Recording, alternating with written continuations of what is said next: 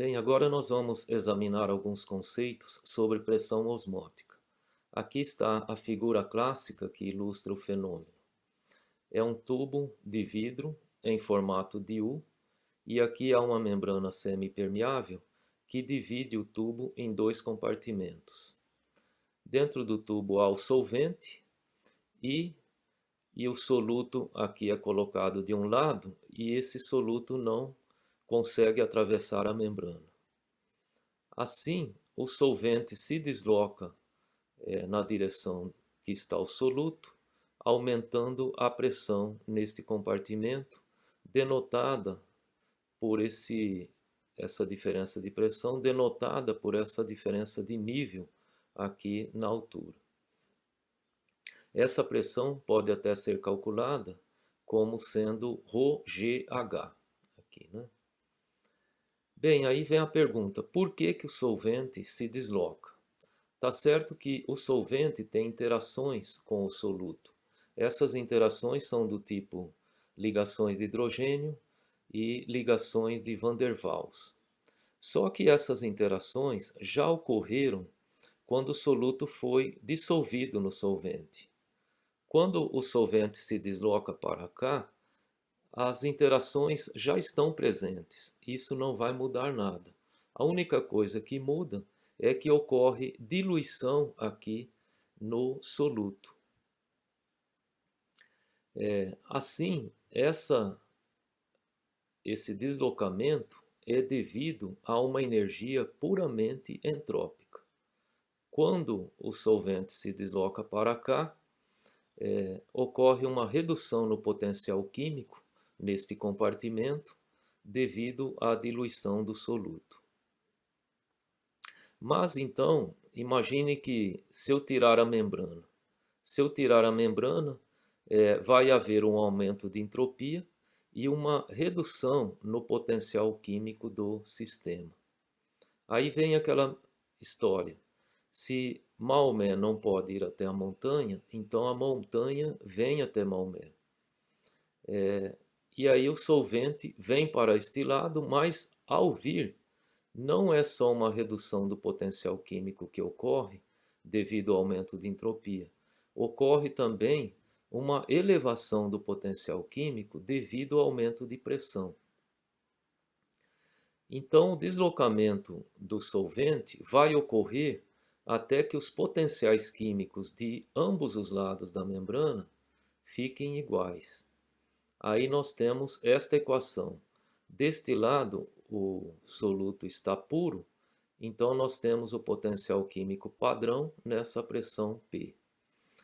Do outro lado, nós temos o potencial químico μA, porque A aqui é denotado como o solvente, para essa fração molar do solvente, e a pressão aqui é alterada, é P', que vai ser a pressão P mais π, a pressão osmótica.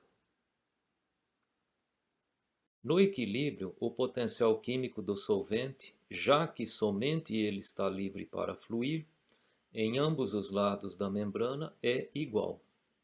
Ou seja, o potencial químico aqui e aqui é o mesmo.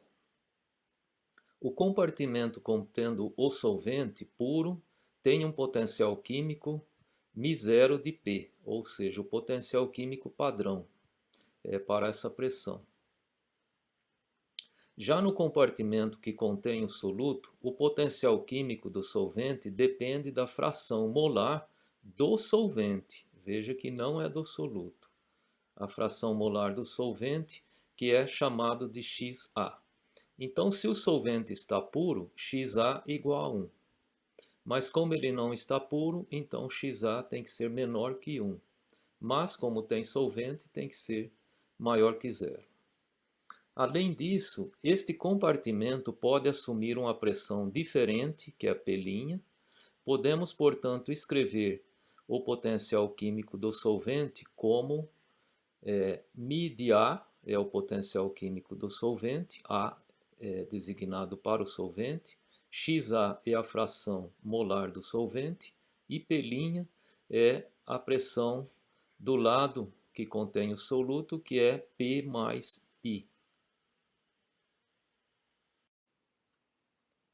Se considerarmos P' igual a P mais π, o equilíbrio do potencial químico seria dado por esta equação.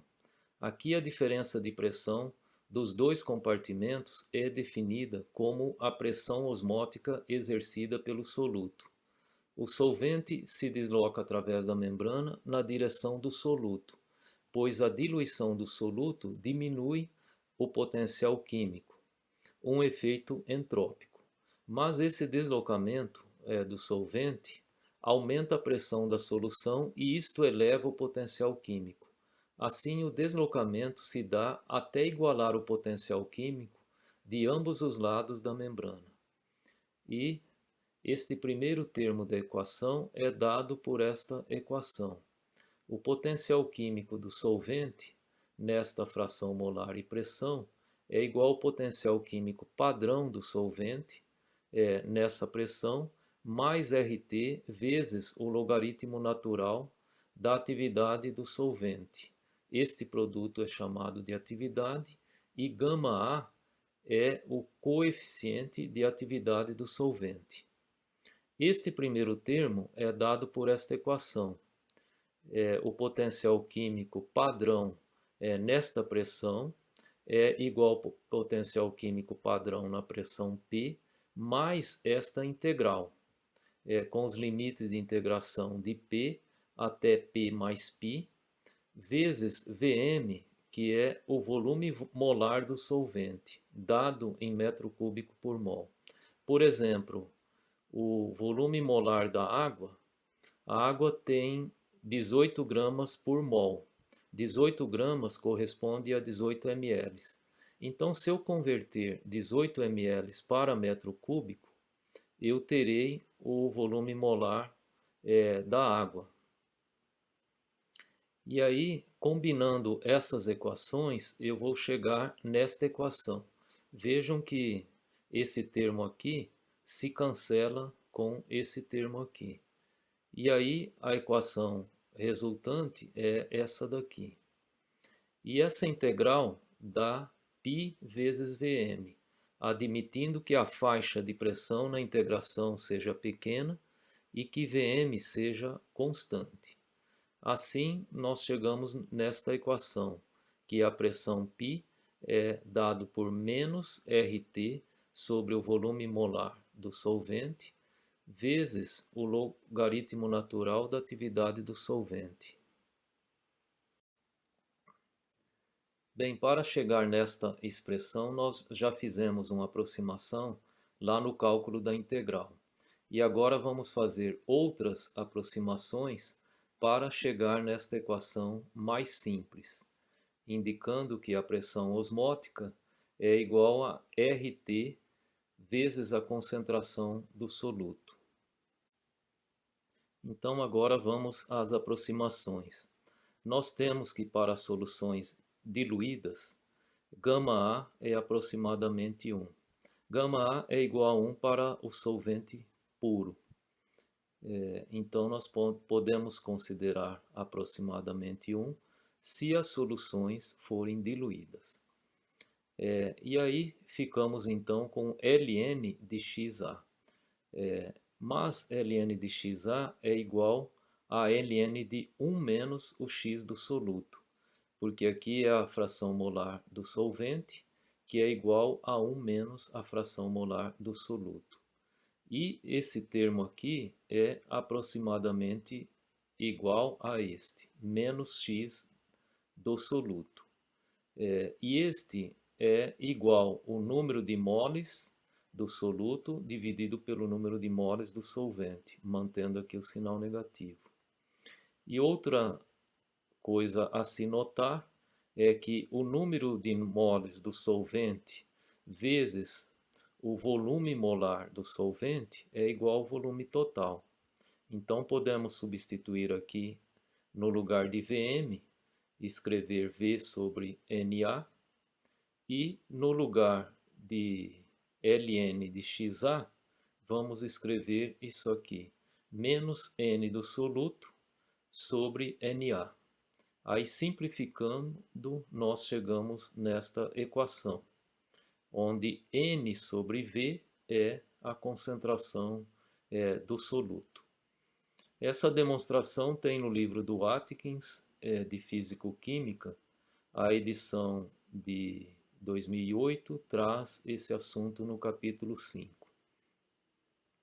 É interessante que, em 1877, Van 't Hoff supôs que as moléculas de um soluto, quando dissolvidas em uma concentração de até 1 mol por litro, devem se comportar da mesma maneira que as partículas de um gás ideal.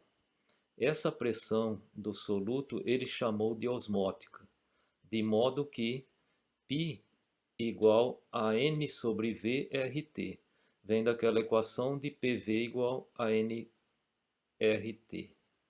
E aí, como N sobre V é igual à concentração do soluto, nós temos a mesma equação demonstrada acima a partir dos potenciais químicos. Então, podemos dizer que a pressão osmótica exercida pelas partículas em solução, sejam elas moléculas ou íons, é determinada pela concentração dessas partículas, independente da massa.